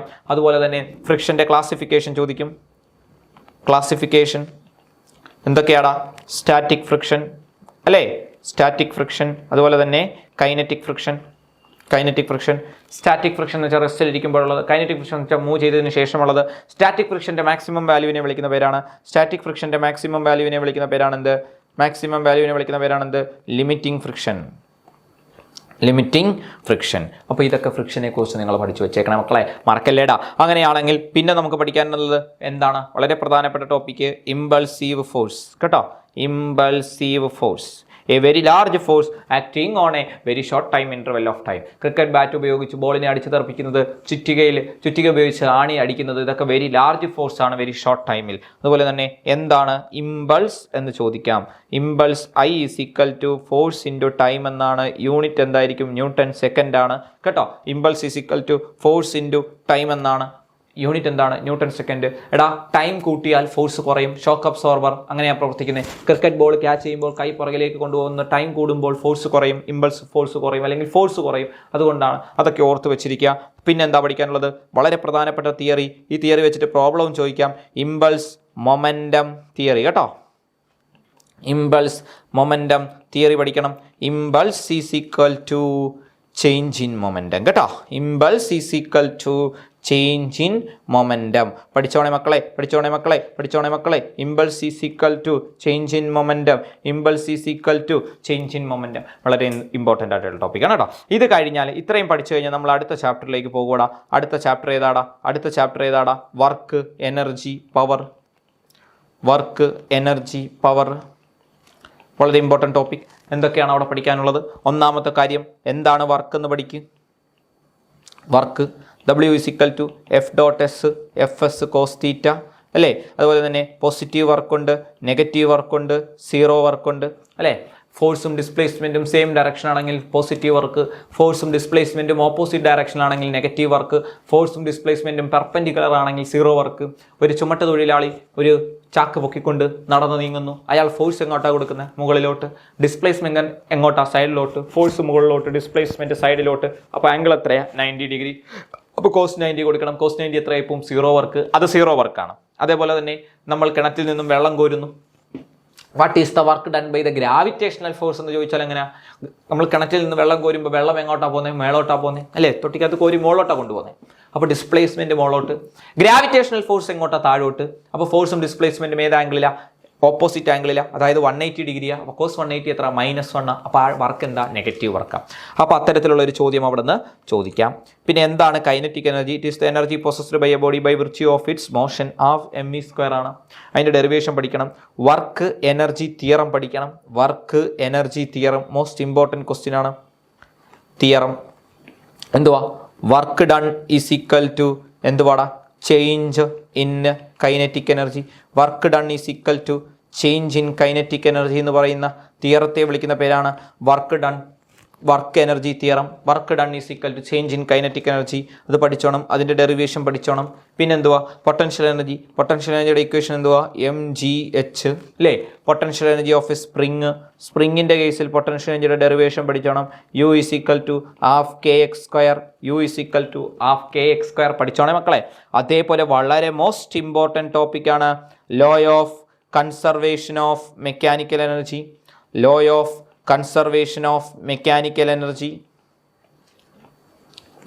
എനർജി അല്ലേ. ഒരു ബോഡി മോളിൽ നിന്ന് താഴേക്ക് ഇട്ടു. A, B, C 3 പോയിന്റുകൾ എടുത്തു. 3 പോയിന്റുകളിൽ നമുക്ക് എന്ത് കിട്ടണം? mgh. ഇത് നമ്മൾ ഡിറൈവ് ചെയ്ത് കാണിച്ചു കൊടുക്കണം. മോസ്റ്റ് ഇമ്പോർട്ടൻറ്റ് ക്വസ്റ്റ്യൻ ആണ്. മറന്നു പോകല്ലേ മക്കളെ. പരീക്ഷയ്ക്ക് ചോദിക്കുന്ന ക്വസ്റ്റ്യൻ ആണ് ഇത്. വർക്ക് എനർജി തിയറി എന്ന് പറയുന്ന, വർക്ക് എനർജി പവർ എന്ന് പറയുന്ന ചാപ്റ്ററിലെ ഇമ്പോർട്ടൻറ്റ് ടോപ്പിക്കാണ്. പിന്നെ എന്താ സാർ പഠിക്കേണ്ടത്? പിന്നെ നിങ്ങൾ പഠിക്കേണ്ടത് പവർ എന്താണെന്ന് പഠിക്കണം. പവർ എന്ന് പറഞ്ഞാൽ വർക്ക് ബൈ ടൈം ആണ്. വർക്കിനെ force into displacement by time എന്ന് എഴുതാം. Force into displacement by time. Displacement by time എന്തുവാ? വെലോസിറ്റി. അപ്പോൾ power is equal to force into velocity എന്ന് എഴുതാം. P is equal to F dot V അല്ലെങ്കിൽ F V എന്ന് എഴുതാം. ഫോഴ്സ് ഇൻറ്റു വെലോസിറ്റി എന്ന് എഴുതാം. പഠിച്ചു വെച്ചേക്കണം. ഒരു എച്ച് പി എന്ന് വെച്ചാൽ ഒരു ഹോഴ്സ് പവർ എന്ന് വെച്ചാൽ 746 വാട്ട്സ് ആണ്. ഒരു ഹോഴ്സ് പവർ എന്ന് വെച്ചാൽ 746 വാട്ട്സ് ആണെന്ന് പഠിച്ചു വെച്ചേക്കണം. പിന്നെ എന്തുവാടാ, വളരെ ഇമ്പോർട്ടൻറ്റ് ടോപ്പിക് വേറെ കിടക്കുന്നു. കൈനറ്റിക് എനർജിയും മൊമെൻറ്റവും തമ്മിലുള്ള relation. Kinetic energy is equal to P²/2m അല്ലെങ്കിൽ P is equal to √2m into kinetic energy. ഇവിടുന്ന് എന്താ ചോദ്യം വരുന്നേ? ഒരു ലോറിയും ഒരു ബൈക്കും ഒരേ മൊമെന്റത്തിൽ സഞ്ചരിക്കുന്നു. ആർക്കാണ് കൈനറ്റിക് എനർജി കൂടുതൽ? ഒരേ മൊമെന്റം ആണെങ്കിൽ കൈനറ്റിക് എനർജിയും മാസും തമ്മിൽ എങ്ങനെ പ്രൊപ്പോർഷണലാ? ഇൻവേഴ്സ്ലി പ്രൊപ്പോർഷണലാ. മാസ് കൂടിയ ആൾക്ക് കൈനറ്റിക് എനർജി കുറവായിരിക്കും, മാസ് കുറഞ്ഞ ആൾക്ക് കൈനറ്റിക് എനർജി കൂടുതലായിരിക്കും. മാസ് കുറവാണ് ഒരു ബൈക്കിനായിരിക്കും. ബൈക്കും ലോറിയും കൂടെ എടുത്താൽ ബൈക്കിന് മാസ് കുറവാണ്, അപ്പോൾ ബൈക്കിന് കൈനറ്റിക് എനർജി കൂടുതലാണ്. അതേ ചോദ്യം വേറെ രീതിയിൽ ചോദിക്കാം. ഇതേ ലോറിയും ബൈക്കും ഒരേ കൈനറ്റിക് എനർജി സഞ്ചരിക്കുന്നു, ആർക്കാണ് മൊമെന്റം കൂടുതൽ? അവിടെ നോക്കിക്കേ, മൊമെന്റവും മാസും തമ്മിൽ എങ്ങനെ പ്രൊപ്പോർഷണലാണ്? ഡയറക്ട്ലി പ്രൊപ്പോർഷണലാണ്. അപ്പോൾ മാസ് കൂടിയ ആൾക്ക് തന്നെ ആയിരിക്കും മൊമെന്റവും കൂടുതൽ. മാസ് കൂടിയ ആരാ? ലോറിക്കാ മാസ് കൂടുതൽ. അപ്പോൾ ലോറിക്ക് എന്തും കൂടുതലായിരിക്കും? മൊമെന്റവും കൂടുതലായിരിക്കും. ഈ ചോദ്യങ്ങൾ അവിടെ നിന്ന് വരാം. പിന്നെ ലാസ്റ്റ് സെക്ഷൻ ഉണ്ടടാ, കൊളീഷൻ രണ്ട് തരത്തിലുണ്ട്. ഇലാസ്റ്റിക് കൊളീഷനും ഇൻഇലാസ്റ്റിക് കൊളീഷനും കേട്ടോ. ഇലാസ്റ്റിക് കൊളീഷനും ഇൻഇലാസ്റ്റിക് കൊളീഷനും. ഇലാസ്റ്റിക് കൊളീഷൻ എന്ന് വെച്ചാൽ മൊമെന്റവും കൈനറ്റിക് എനർജിയും കൺസർവ്ഡ് ആയിരിക്കും. ഇൻഇലാസ്റ്റിക് കൊളീഷൻ എന്ന് വെച്ചാൽ മൊമെന്റം കൺസർവ്ഡ് ആയിരിക്കും, കൈനറ്റിക് എനർജി എന്തല്ല? കൺസർവ്ഡ് അല്ല. പഠിച്ചു വെച്ചേക്കണം. പെർഫെക്റ്റ്ലി ഇൻഇലാസ്റ്റിക് കൊളീഷൻ എന്ന് വെച്ചാൽ എന്താ? രണ്ടുപേരും കൂടെ കൂട്ടിയിടിച്ച് ഒരൊറ്റ സിംഗിൾ ബോഡി ആയിട്ട് ട്രാവൽ ചെയ്യുന്നതിനാണ് പെർഫെക്റ്റ്ലി ഇൻഇലാസ്റ്റിക് കൊളീഷൻ എന്ന് പറയുന്നത്. ഈ ഇലാസ്റ്റിക് കൊളീഷൻ 1 ഡയമെൻഷനും 2 ഡയമെൻഷനും ഡെറിവേഷൻ നിങ്ങൾ എഴുതി പഠിക്കണം കേട്ടോ. ഇത്രയാണ് ഏത് ചാപ്റ്ററിൽ നിന്ന് പഠിക്കാനുള്ളത്? വർക്ക്, എനർജി, പവർ എന്ന് പറയുന്ന ഈ ചാപ്റ്ററിൽ നിന്നും പഠിക്കാനുള്ളത്. ഇനി അടുത്ത ചാപ്റ്റർ ഏതാടാ? ദാ പിടിച്ചോ, system of system of particles. ഇവിടെ എന്താണ് പഠിക്കേണ്ടത്? ഇവിടെ നിങ്ങൾ പഠിക്കേണ്ടത് എന്താണ് moment of inertia.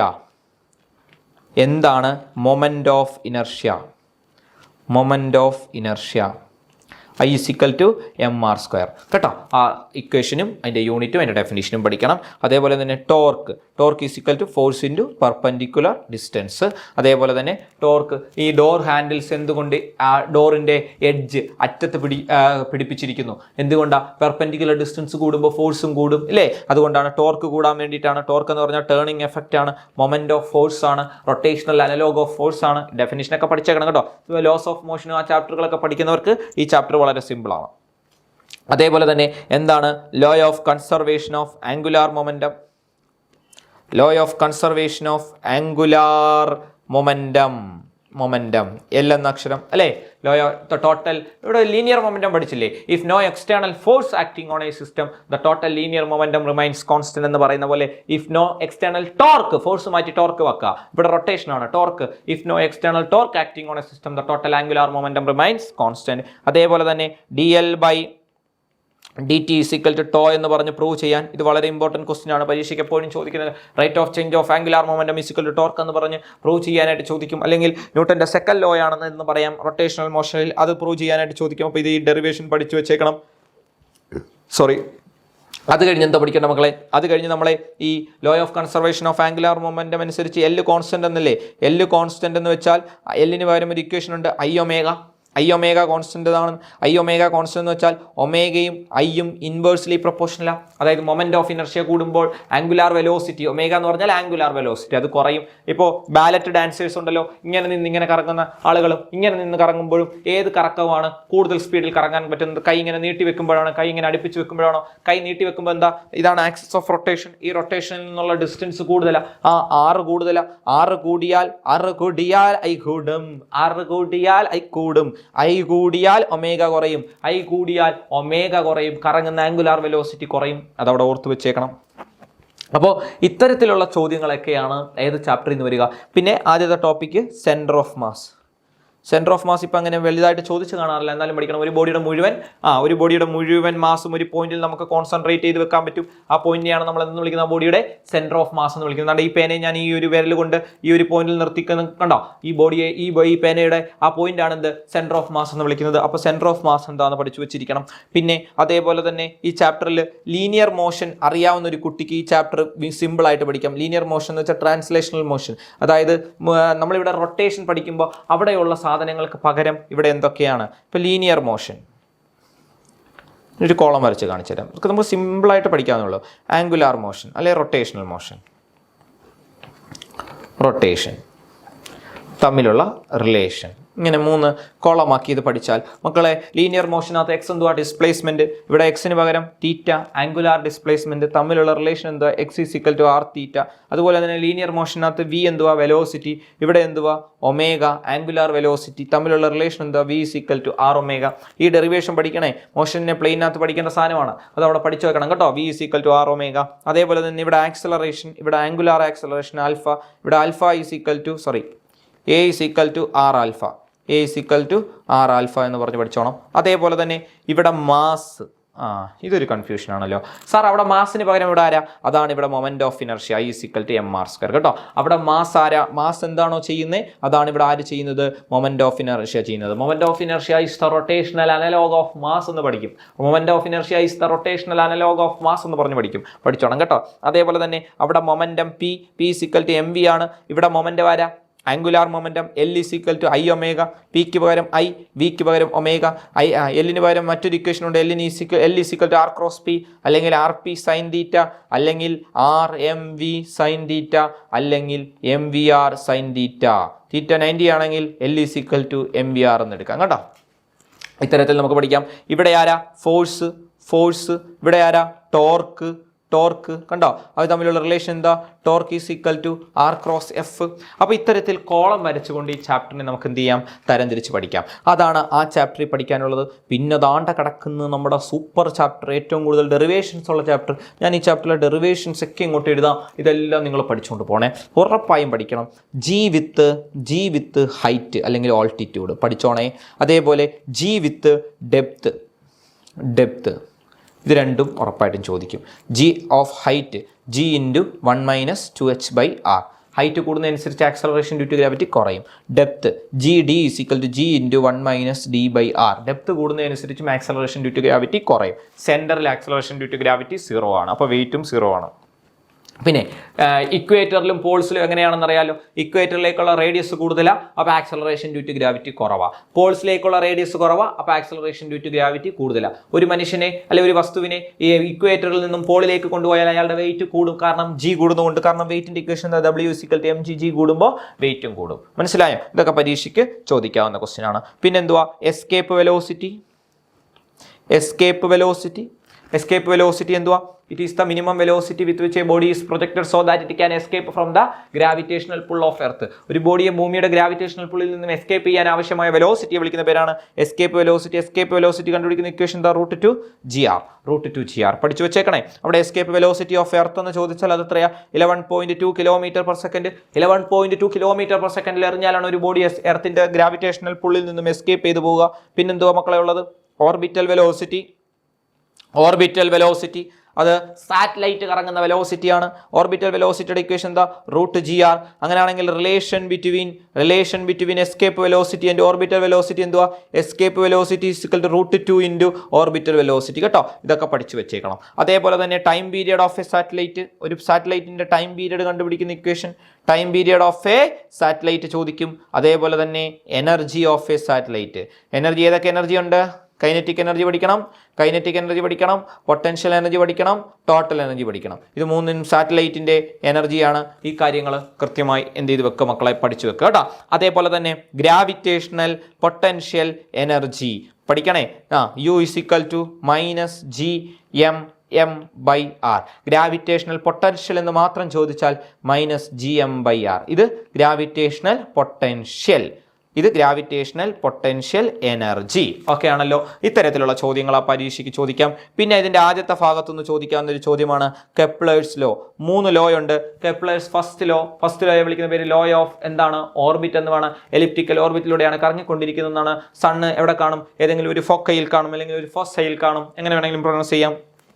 Kepler's second ലോയെ വിളിക്കുന്ന പേരെന്താ, ലോ ഓഫ് ഏരിയ എന്നാണ്. ഏരിയൽ വെലോസിറ്റി കോൺസ്റ്റന്റ് ആണെന്നാണ്. കെപ്ലേഴ്സ് തേർഡ് ലോയെ വിളിക്കുന്ന പേരെന്താ, the square of the time period is directly proportional to the cube of the semi major axis of the elliptical orbit എന്ന് പറഞ്ഞാണ്.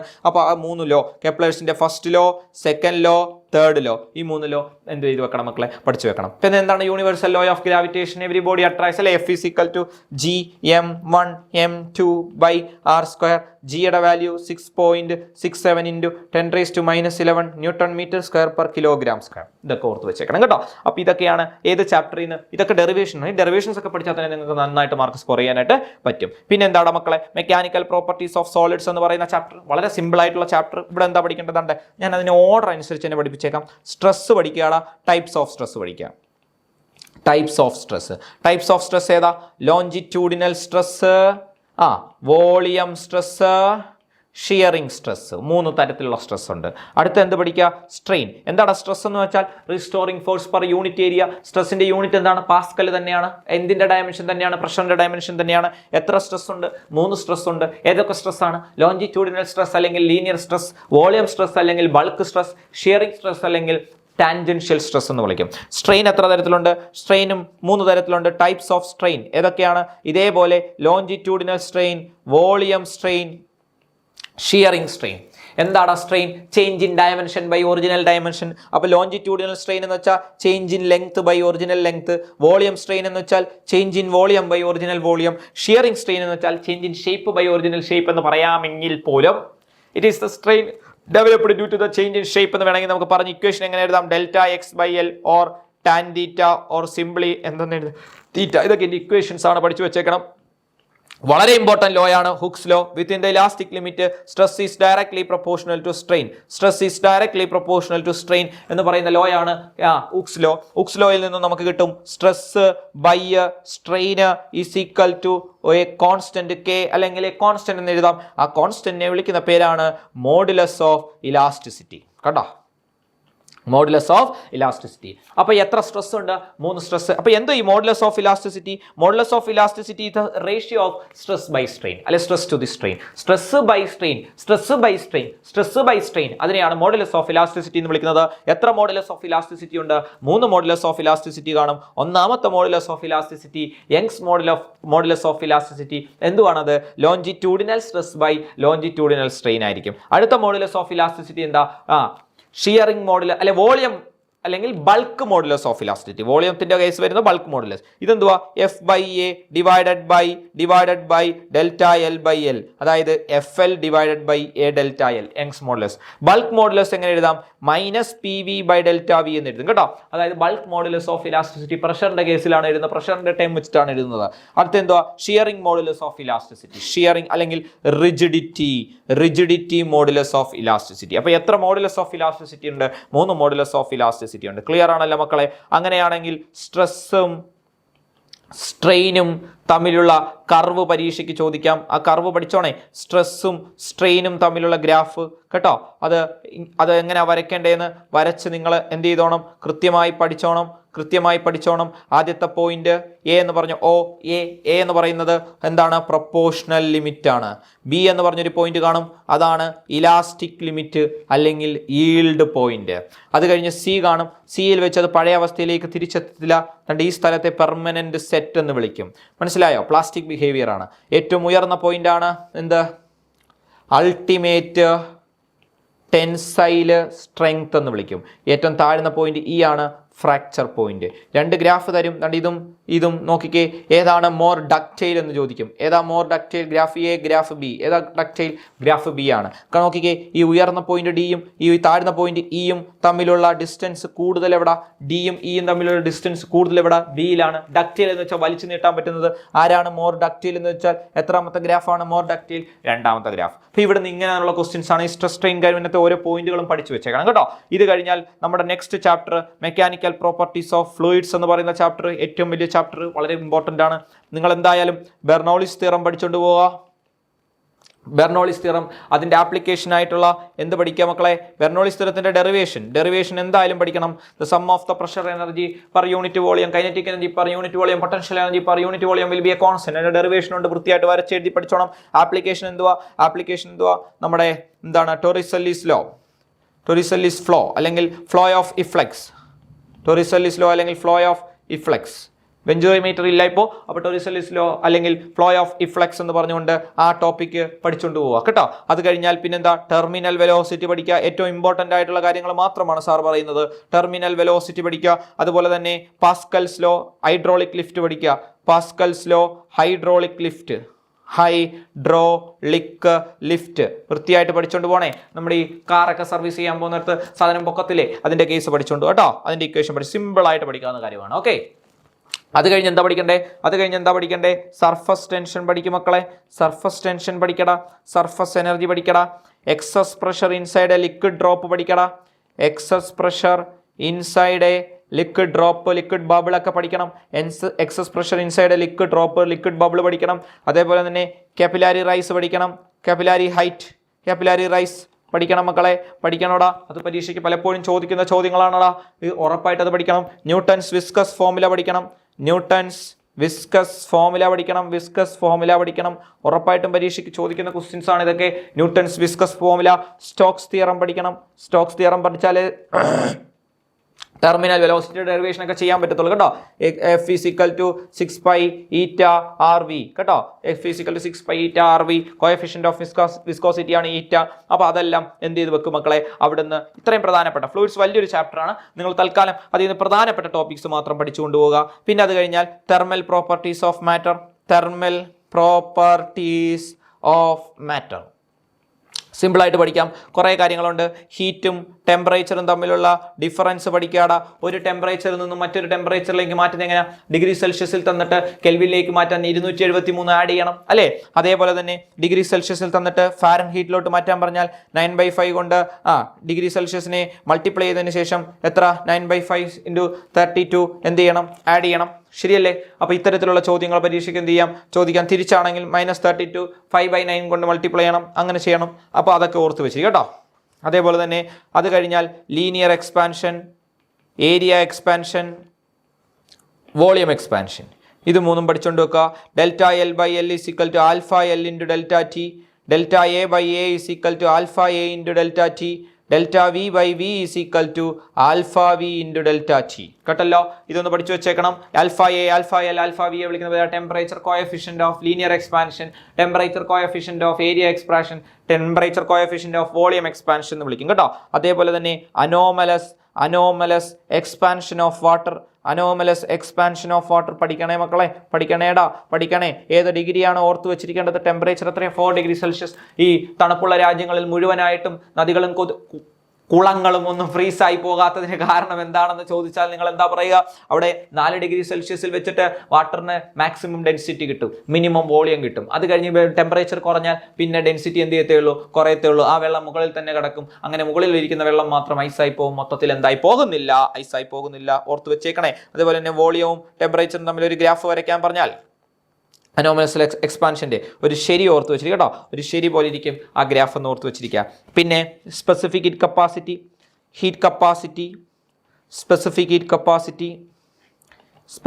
Capacity, molar specific heat capacity at constant pressure CP CV തമ്മിലുള്ള relation CP - CV = R. കെമിസ്ട്രിയിലും പഠിക്കുന്നത്. R എന്ന് പറഞ്ഞാൽ universal gas constant, CP എന്ന് വെച്ചാൽ molar specific heat capacity at constant pressure, CV എന്ന് വെച്ചാൽ molar specific heat capacity at constant volume. ഏറ്റവും specific heat capacity കൂടിയത് ഏറ്റവും കൂടിയ ആളാരാ? വാട്ടറാണ്. അതുകൊണ്ടാണ് വാട്ടറിനെ റേഡിയേറ്ററുകളിൽ കൂളന്റ് ആയിട്ട് ഉപയോഗിക്കുന്നത്. സീ ബ്രീസ്, ലാൻഡ് ബ്രീസ് ഒക്കെ ഉണ്ടാകാനും കാരണം ഇതാണ്.